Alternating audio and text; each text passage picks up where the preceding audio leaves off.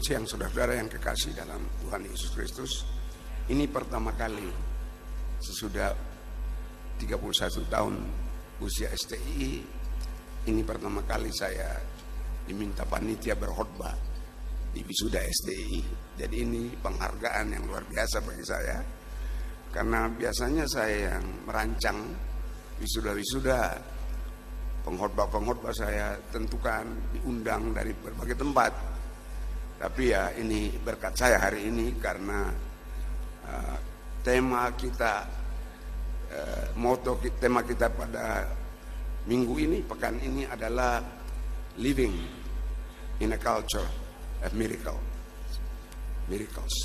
hidup dalam budaya mujizat. Dan mungkin itulah sebabnya saya dipatok untuk berkhotbah pada pagi ini. Dan program ini semua dijalankan oleh satu yayasan, namanya Yayasan Iman Indonesia. Iman itu kata penting yang saya pilih 35 tahun yang lalu untuk mendirikan yayasan, karena kata iman kata kunci dalam agama Islam dan agama Kristen. Sehingga saya rasa ada perjumpaan antara dua agama besar di Indonesia ini untuk hidup bersama sebagai penyembah Allah Abraham, Allah Ibrahim. Jadi 7 tahun lalu saya memilih judul ini untuk Yayasan Iman Indonesia. Yayasan Iman Indonesia.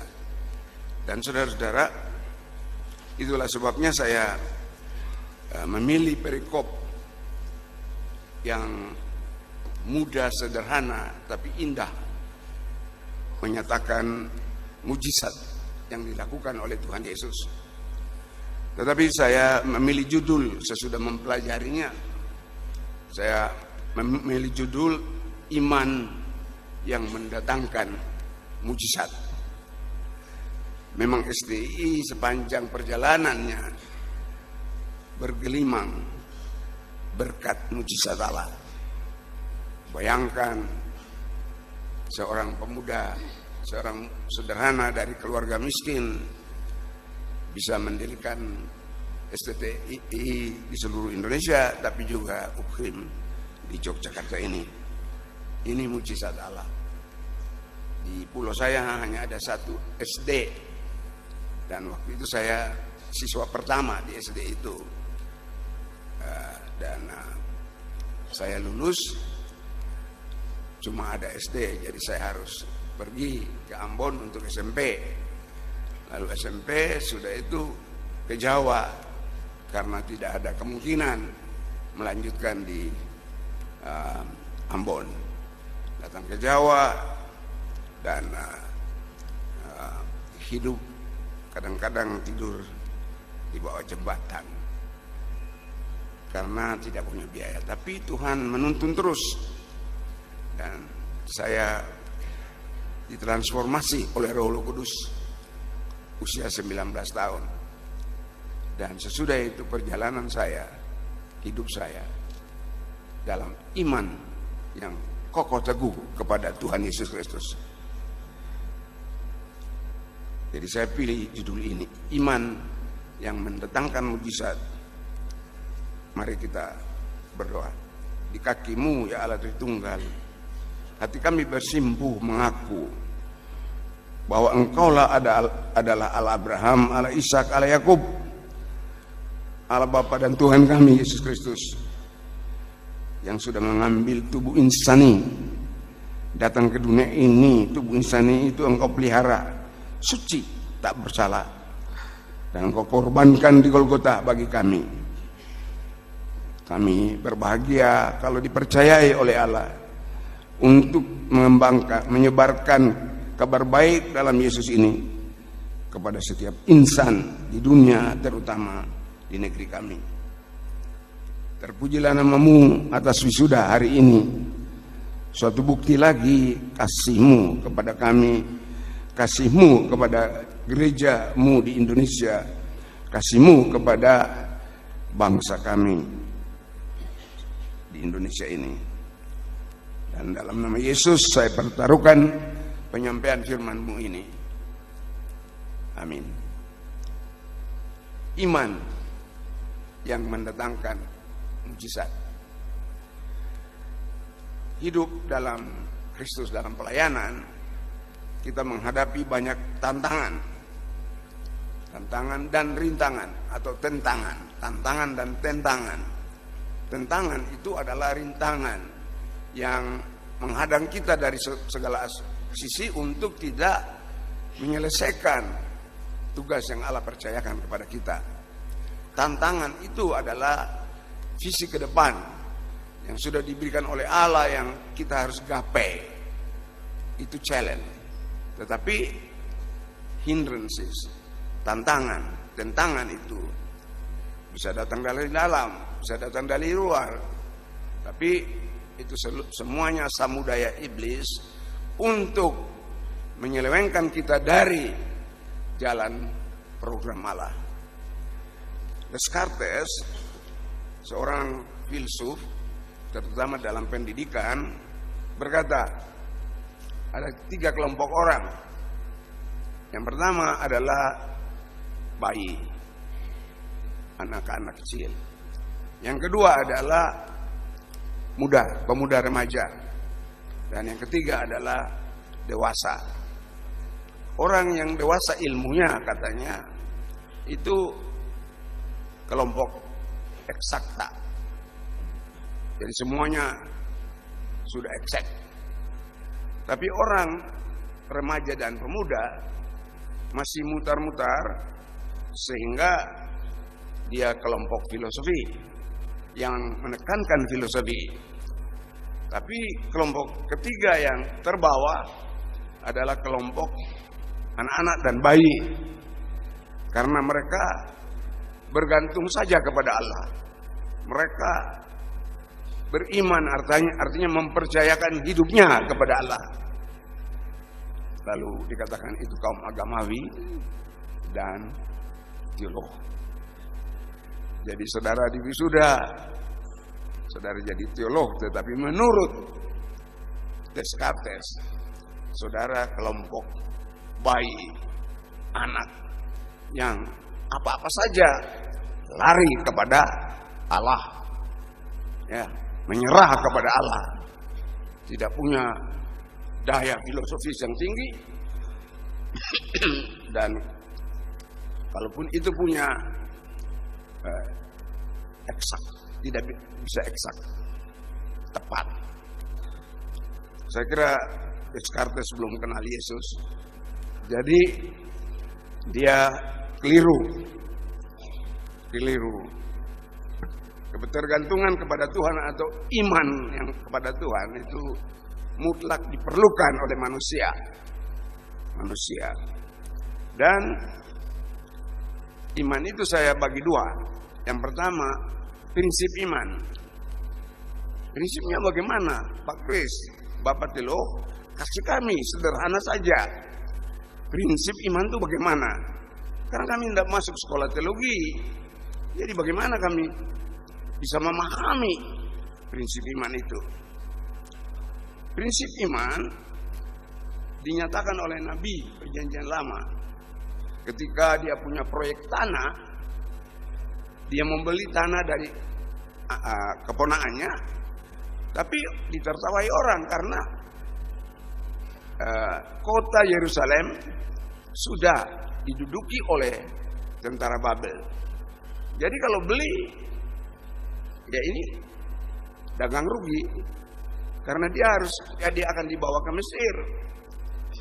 Tetapi dia merasa tidak rugi karena dia percaya mutlak kepada Allah, dan Allah yang merancang sesuatu, dia tidak keliru.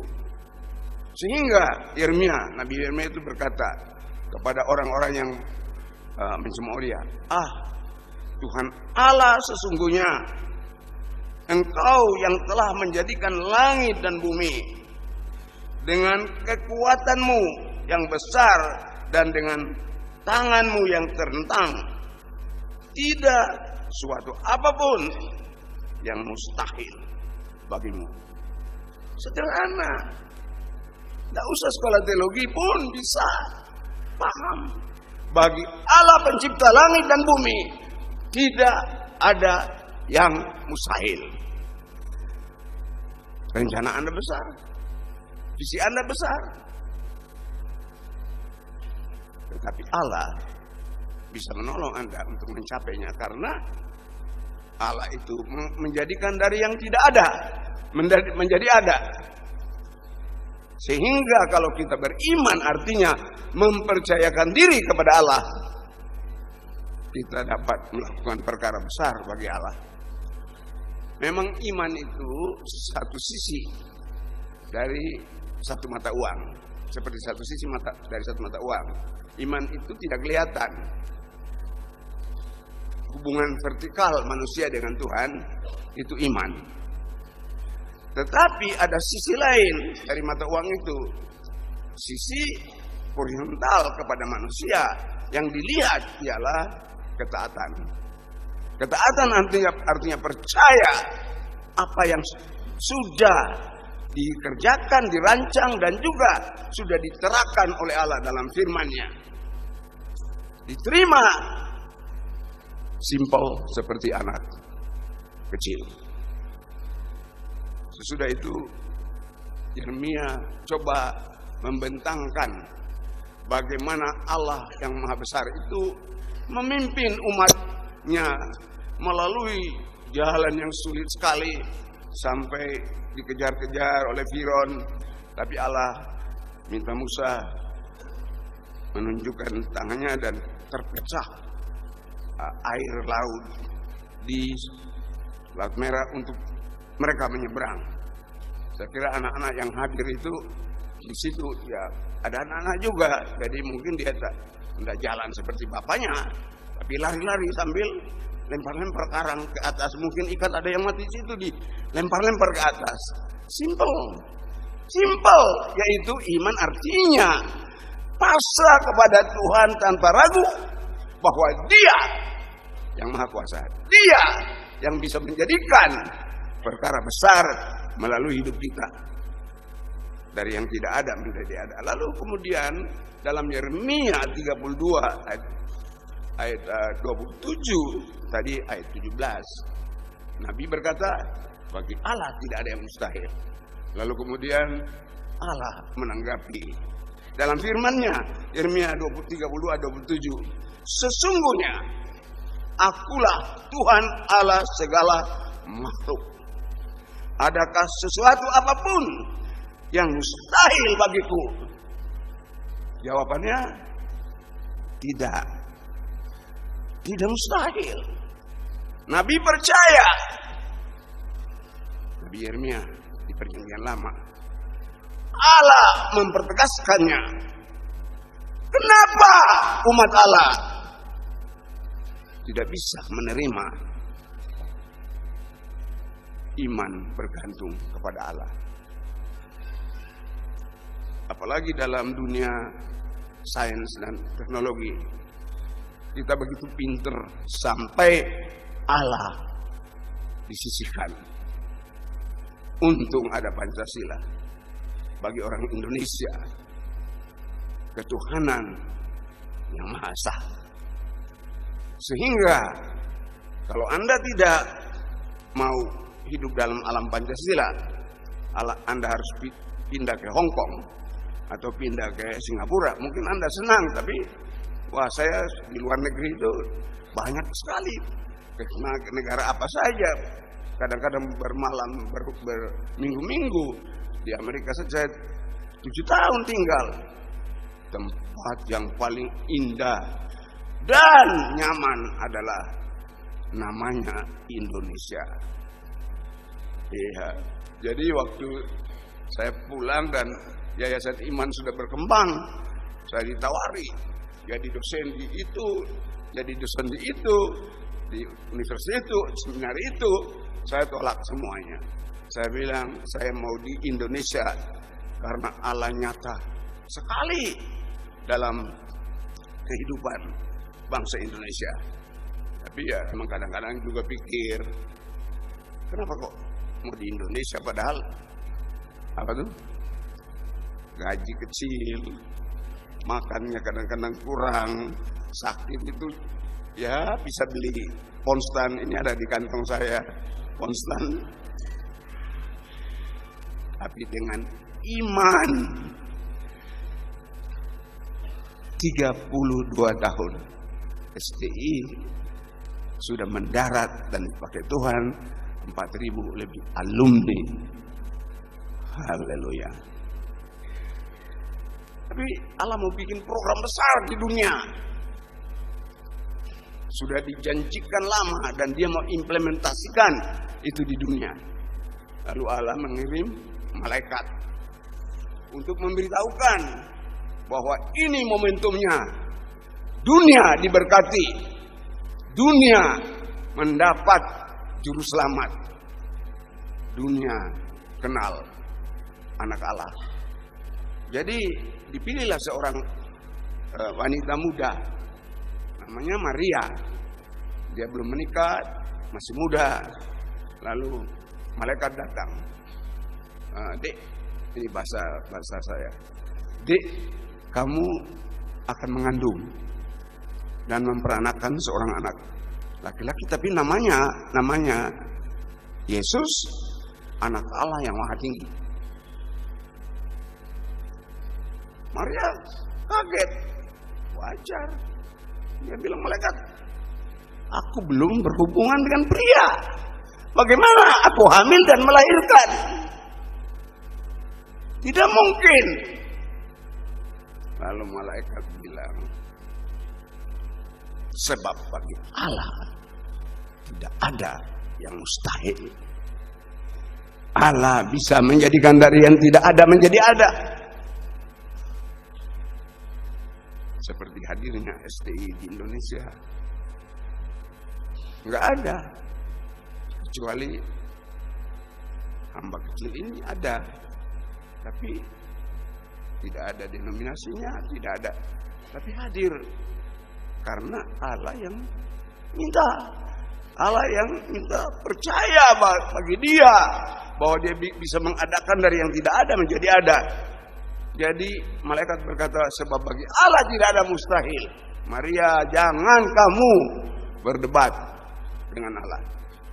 Ya, tapi untung yang suruh itu malaikat. Kalau pendeta Dr. Kesmarantika yang suruh, biasanya saya konseling, apalagi anak perempuan muda, di konseling lalu dia itu loh, betul, meragukan terus. Lalu saya bilang, anak muda, lihat saya. Apa kamu tidak tahu bahwa bagi Allah tidak ada yang mustahil? Tapi malaikat itu kan hidup di hadirat Allah, jadi dia sopan, lebih sopan. Jadi kalau Anda bicara dengan malaikat, tidak ada masalah.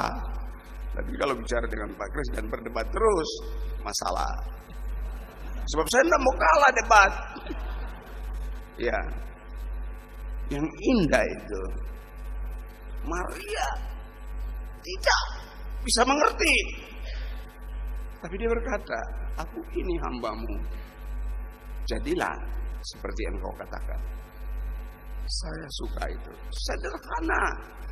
Aku mau beriman, aku mau percaya. Kalau Allah Bapa mengutus aku mau terima dengan iman. Ya. Tapi ketika Yesus sudah mengajar, populer sekali Yesus itu. Lalu seorang muda yang kaya datang kepada Yesus. Saya mau ikut Yesus, karena ini populer kan. Mau ikut Yesus, mau jadi murid Yesus. Lalu Yesus bilang, begini, kamu pergi dan jual segala hartamu, baru datang ikut saya. Gak masuk akal. Ya, lalu dia bilang, sudah saya lakukan semua itu sebagai orang beragama Israel, Yahudi. Sudah, mengikuti hukum Taurat itu sudah. Lalu Yesus bilang, jual dan ikut aku. Lalu pemuda itu, orang muda kaya itu berpaling dan sedih. Yang maksud Yesus itu bukan apa tuh jual, tapi Yesus minta penyerahan total. Penyerahan total dengan iman bahwa saya ikut Tuhan dan tidak ada yang mustahil bagi Tuhanku. Iya. Lalu ada murid Yesus yang berkata, kalau syaratnya seperti ini, para penafsir berkata itu Petrus. Sebab Petrus itu suka cepat jawab, tapi salah. Cepat tapi salah. Lalu Petrus berkata, kalau begini aturannya, siapa yang bisa masuk surga? Karena Yesus berkata, mudah bagi unta masuk lubang jarum, ya, lebih mudah daripada orang kaya masuk surga. Tidak dimaksudkan bahwa kalau kaya tidak masuk surga, bukan. Jangan salah tafsir. Maksudnya Yesus minta penyerahan total dengan iman. Percaya bahwa saya ikut Tuhan dan tidak ada yang mustahil bagiku. Orang kaya bisa berdoa, bisa merancang tambah kaya. Ya, kalau lulus S1, jangan S1 lalu dikubur dengan S1. Kubur dia dengan S1, Pak Kris diundang ya datang. Aman berpegang, Yesus. Lalu turun ke bawah, sayang ya. Ini kok mahasiswa SD S1 seumur hidup. Padahal STI sudah ada S2, ada S3 yang diizinkan oleh pemerintah. Kok mau lo kubur dengan S1? Ya enggak apa-apa lah, saya pakai sekarang ya sudah dianggap agak keras dalam hal ini ya. Jadi akhirnya Petrus berkata gitu, lalu akhirnya Yesus berkata dalam ayat 27 Lukas 18.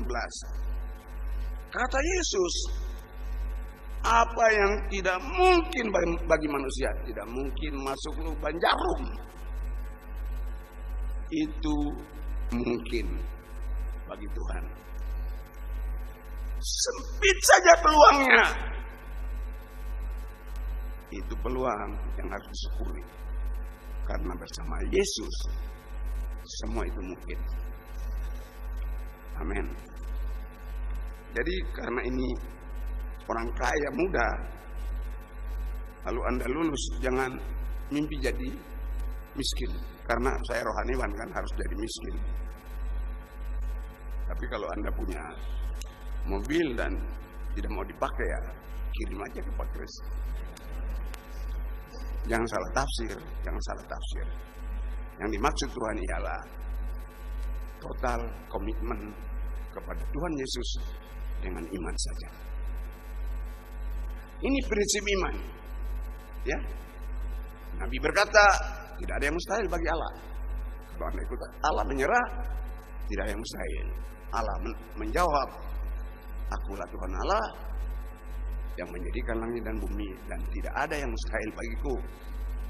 Lalu malaikat berkata kepada Maria yang hamil melahirkan Yesus tidak dalam hubungan suami istri. Malaikat berkata, bagi Allah tidak ada yang mustahil. Yesus sendiri mempertegas, tidak ada yang sulit bagi manusia, tidak sulit bagi Tuhan. Haleluya. Ini prinsip iman. Apa perlu belajar S1 teologi atau S2 teologi, S3 teologi untuk beriman? Tidak perlu. Ya belajar, tapi orang yang tambah ilmu itu biasanya imannya kerdil. Iya. Belajar.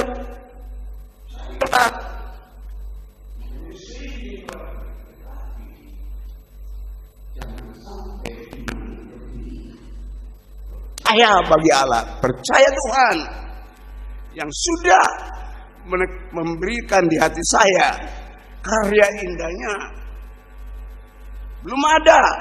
Tapi saya percaya.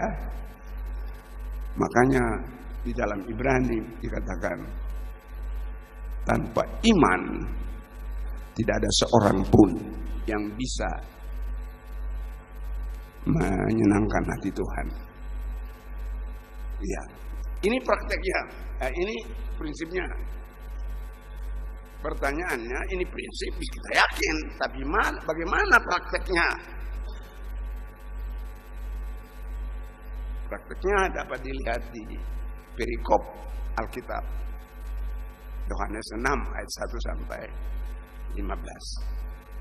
Ini mujizat yang paling indah di Alkitab. Tapi sederhana. Sampai kasihan anak sekolah minggu itu sudah dengar puluhan kali, karena kalau guru sekolah minggu nggak ada bahan. Yesus memberi makan 5.000 orang. Kalau Jenny ditelepon Sabtu sore, lalu saya baca satu komentar bilang Yesus sendiri bisa istirahat. Kenapa you pendeta tidak mau istirahat? Saya kena betul itu. Terpukul saya itu. Iya, karena kalau saya istirahat sedikit saya merasa rugi sekali ini. Ya, mengapa tidur 7 jam? Ya, 3 jam aja supaya nanti sisanya itu belajar. Ya, ada teman saya yang dosen di sini dan berkata, Pak Kris itu menghadap nilai. Kalau B dia belajar sampai pagi untuk jadi A. Ya, lalu ada yang tanya, kenapa begitu Pak Kris? Saya bilang, karena Yesus itu Tuhan. Dia tidak berlayak menerima kurang dari yang terbaik. Dia berlayak menerima yang terbaik karena dia Tuhan. Orang banyak itu, Petrus pecah rotinya. Jadi sudah bagi separuh, sekarang jadi 1/4. 1/4 kasih orang ujung ini, 1/4 lagi kasih. Pasti Petrus teriak. Karena rotinya masih ada, dia pasti teriak. Kalau Yohanes itu pemikir yang dalam, mungkin dia tidak teriak. Dia teriak, Dede, Andreas, bagaimana rotimu, Dek? Masih ada kakak. Bagi. Pesta akan terjadi dengan 5 roti dan 2 ikan. Tapi ya Yesus kan ini jadi penghematan itu dijaga oleh Yesus. Jadi kumpul sisa-sisa. Lalu ada kelompok pemuda yang teriak, Pak Petrus, saya mau tambah. Tambah lagi, makan sampai kenyang. Bukan waktu berdoa. Kapan mujizat itu terjadi? Mujizat terjadi dalam proses aksi iman. Praktik iman. Percaya pada Yesus, Tuhan dan Juru Selamat. Percaya pada misi yang Dia berikan. Maju dengan iman. Dalam proses aksi iman. Bapak, pemimpin, cita-citanya apa? Apalagi bagi Tuhan Yesus yang berlayak menerima yang terbaik.